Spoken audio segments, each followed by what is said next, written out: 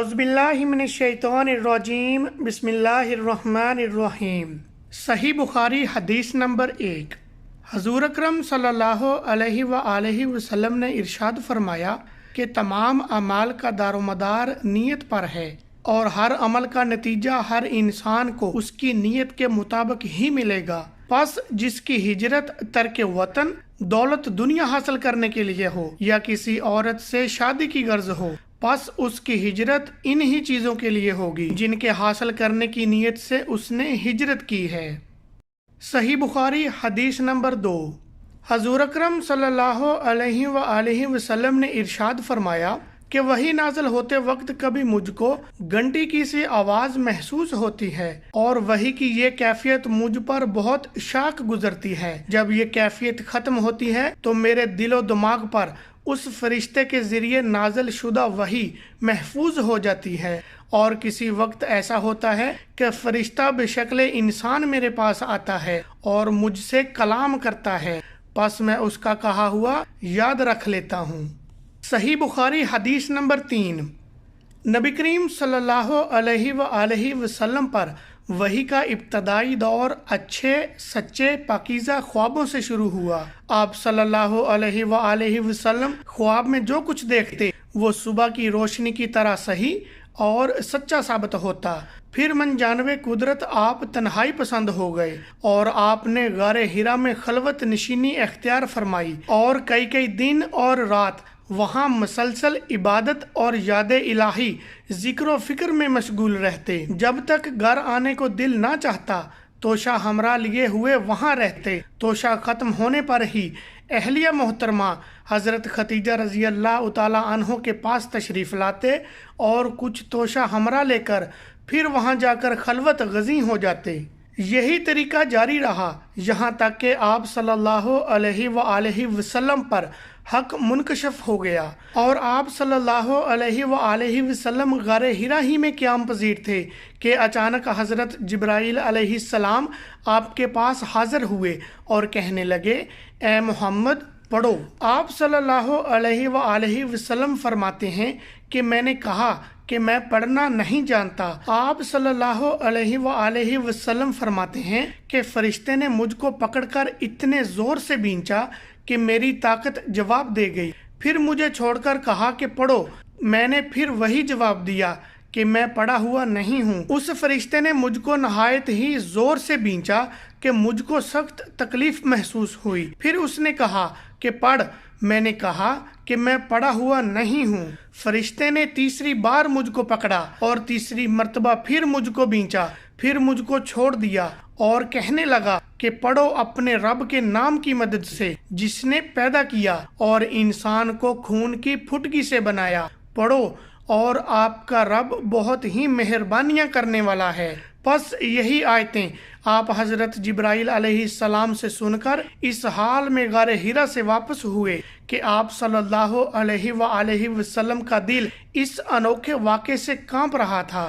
آپ صلی اللہ علیہ وآلہ وسلم حضرت خدیجہ رضی اللہ تعالی عنہ کے پاس تشریف لائے اور فرمایا کہ مجھے کمبل اڑا دو، مجھے کمبل اڑا دو۔ لوگوں نے آپ کو کمبل اڑا دیا۔ جب آپ کا ڈر جاتا رہا تو آپ صلی اللہ علیہ وآلہ وسلم نے اپنی زوجہ محترمہ حضرت خدیجہ رضی اللہ تعالی عنہ کو تفصیل کے ساتھ یہ واقعہ سنایا اور فرمانے لگے کہ مجھ کو اب اپنی جان کا خوف ہو گیا ہے۔ آپ صلی اللہ علیہ وآلہ وسلم کی اہلیہ محترمہ حضرت خدیجہ رضی اللہ تعالی عنہ نے آپ کی ڈارس بندائی اور کہا، آپ کا خیال صحیح نہیں ہے، اللہ کی قسم اللہ آپ کو کبھی رسوا نہیں کرے گا۔ آپ تو اخلاق فاضلہ کے مالک ہیں، آپ تو کنبہ پرور ہیں، بے کسوں کا بوجھ اپنے سر پر رکھ لیتے ہیں، مفلسوں کے لیے آپ کماتے ہیں، مہمان نوازی میں آپ بے مثال ہیں اور مشکل وقت میں آپ امر حق کا ساتھ دیتے ہیں۔ ایسے اوصاف حسنہ والا انسان یوں بے وقت ذلت و خواری کی موت نہیں پا سکتا۔ پھر مزید تسلی کے لیے حضرت خدیجہ رضی اللہ تعالی عنہ نے آپ کو ورقہ بن نوفل کے پاس لے گئیں جو ان کے چچازاد بھائی تھے اور زمانہ جاہلیت میں نصرانی مذہب اختیار کر چکے تھے اور عبرانی زبان کے کاتب تھے۔ चुनाचा अंजील को भी हस्बे मनछाए खुदाबंदी इब्रानी ज़ुबान में लिखा करते थे। इंजील सीरियानी ज़ुबान में नाज़िल हुई थी, फिर उसका तर्जमा इब्रानी ज़ुबान में हुआ। वर्का इसी को लिखते थे। वो बहुत बूढ़े हो गए थे, यहाँ तक कि उनकी बनाई भी रुखसत हो चुकी थी। हज़रत खतीजा रज़ी अल्लाह तआला अन्हा ने उनके सामने आपके हालात बयान किए और कहा, ए चचाज़ाद भाई, अपने भतीजे की ज़ुबानी ज़रा इनकी कैफियत सुन लीजिए। वो बोले कि भतीजे, आपने जो कुछ देखा है उसकी तफसील सुनाओ। चुनाचे आप सल्लल्लाहु अलैहि वसल्लम ने अज़ा अव्वल ता आखिर पूरा वाक़या सुनाया, जिसे सुनकर वर्का बे इख्तियार होकर बोल उठे कि यही तो नामूसे मुअज़्ज़ज़ राज़दान फरिश्ता है जिसे अल्लाह ने मूसा अलैहिस्सलाम पर वही देकर भेजा था। काश मैं आपके उस अहद नबूवत के शुरू होने पर जवां उम्र होता, काश मैं उस वक्त तक जिंदा रहता जबकि आपकी कौम आपको इस शहर से निकाल देगी। रसूलुल्लाह सल्लल्लाहु अलैहि वसल्लम ने ये सुनकर ताज्जुब से पूछा कि क्या वो लोग मुझको निकाल देंगे, हालांकि मैं तो उनमें सादिक़ व अमीन व मकबूल हूँ। वर्का बोला, हाँ ये सब कुछ सच है, मगर जो शख्स भी आपकी तरह अमर हक लेकर आया, लोग उसके दुश्मन ही हो गए हैं। अगर मुझे आपकी नबूवत का वो ज़माना मिल जाए तो मैं आपकी पूरी मदद करूँगा। मगर वर्का कुछ दिनों के बाद इंतकाल कर गए। फिर कुछ अरसा तक वही की आमद मौकूफ़ रही। सही बुखारी हदीस नंबर 4। आप सल्लल्लाहु अलैहि वसल्लम ने वही के रुक जाने के ज़माने के हालात बयान फरमाते हुए कहा कि मैं एक रोज़ चला जा रहा था कि अचानक मैंने आसमान की तरफ एक आवाज़ सुनी और मैंने अपना सर आसमान की तरफ उठाया। क्या देखता हूँ कि वही फरिश्ता जो मेरे पास गारे हिरा में आया था, वो आसमान और ज़मीन के बीच में एक कुर्सी पर बैठा हुआ है। मैं उससे डर गया और घर आने पर मैंने फिर कंबल ओढ़ने की ख्वाहिश जाहिर की। उस वक्त अल्लाह पाक की तरफ से ये आयात नाज़िल हुई, ए लिहाफ ओढ़कर लेटने वाले, उठ खड़ा हो और लोगों को अज़ाब इलाही से डरा और अपने रब की बड़ाई बयान कर और अपने कपड़ों को पाक साफ रख और गंदगी से दूर रह। इसके बाद वही तेज़ी के साथ पै दर पै आने लगी। सही बुखारी हदीस नंबर 5।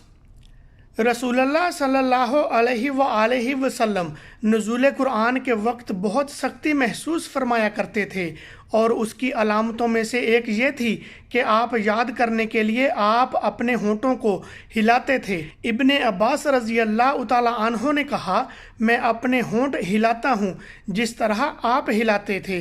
सईद कहते हैं, मैं भी अपने होंठ हिलाता हूँ जिस तरह इब्ने अब्बास रज़ी अल्लाह तआला अन्हु को मैंने हिलाते देखा। फिर उन्होंने अपने होंठ हिलाए। इब्ने अब्बास रज़ी अल्लाह तआला अन्हु ने कहा, फिर ये आयत उतरी कि ए मोहम्मद, कुरान को जल्द जल्द याद करने के लिए अपनी ज़ुबान को ना हिलाओ, इसका जमा कर देना और पढ़ा देना हमारा ज़िम्मा है। इब्ने अब्बास रज़ी अल्लाह तआला अन्हु कहते हैं, यानी कुरान आप सल्लल्लाहु अलैहि वसल्लम के दिल में जमा देना और पढ़ा देना हमारे ज़िम्मे है। फिर जब आप पढ़ चुकें तो इस पढ़े हुए की इत्तिबा करो। इब्ने अब्बास रज़ी अल्लाह तआला अन्हु फरमाते हैं, इसका मतलब ये है कि आप इसको खामोशी के साथ सुनते रहो, उसके बाद मतलब समझा देना हमारे ज़िम्मे है। फिर यकीनन ये हमारी जिम्मेदारी है कि आप इसको पढ़ो, यानी इसको महफूज कर सको। चुनाचा उसके बाद जब आपके पास जिब्राइल अलैहिस्सलाम